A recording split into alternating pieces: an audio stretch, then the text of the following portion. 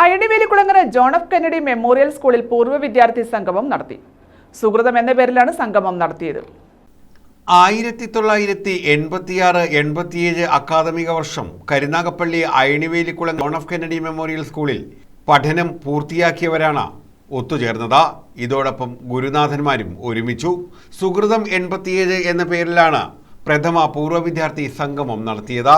Little star പാടിക്കൊണ്ടുപോകുന്ന nursery school കുട്ടികൾ അതൊക്കെ മാറി ബാക്കിലേക്ക് പോകുമ്പോൾ 84-87 കാലഘട്ടത്തിലേക്ക് പോകുമ്പോൾ അയണിവേലിക്കുളങ്ങര എന്ന ചെറിയ ഗ്രാമത്തിൽ ഒരു തറവാട്ട് വീടിൻ്റെ ചുറ്റുമായി ആ വീടിന് അലങ്കാരം പോലെ നിലനിന്നിരുന്ന ഒരു ചെറിയ വിദ്യാലയം. അതിൻ്റെ പേരാണ് John F Kennedy memorial UP school. ആ UP സ്കൂളിലെ ഹൈസ്കൂൾ ആയിട്ട് ഉയർത്തപ്പെട്ടപ്പോൾ രണ്ടാമത്തെ ബാച്ച് നമ്മൾ എത്തിച്ചേരുമ്പോഴുള്ള സ്കൂൾ, ആ സ്കൂളിൻ്റെ ചിത്രം ഇവിടെ കാണാം. ചാർലി സാറിൻ്റെ തലയുടെ നേരെ മുകളിലായിട്ടാണ് ഞങ്ങൾ അസംബ്ലിക്ക് വേണ്ടി നിരനിരയായി നിൽക്കുന്നത്.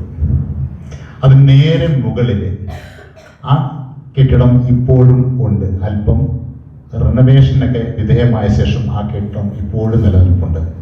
ഇപ്പോൾ ആ സ്കൂളിൻ്റെ ചിത്രം ആകെ മാറിയിട്ടുണ്ട്. വളരെയധികം വ്യത്യസ്തമായ ഒരു രൂപഭാവത്തിലേക്ക് സ്കൂൾ മാറിയിട്ടുണ്ട്. ഞങ്ങൾക്ക് ഇപ്പോഴും ഓർമ്മയുണ്ട്, അതിന് അതിർത്തി നിശ്ചയിച്ചിരുന്നത് മുളവേലിയായിരുന്നു. അജയ്കുമാർ, ഷാജി, സജികുമാർ, സന്തോഷ്, സുരേഷ് ഇഷ്ടം തുടങ്ങിയവർ നേതൃത്വം നൽകി.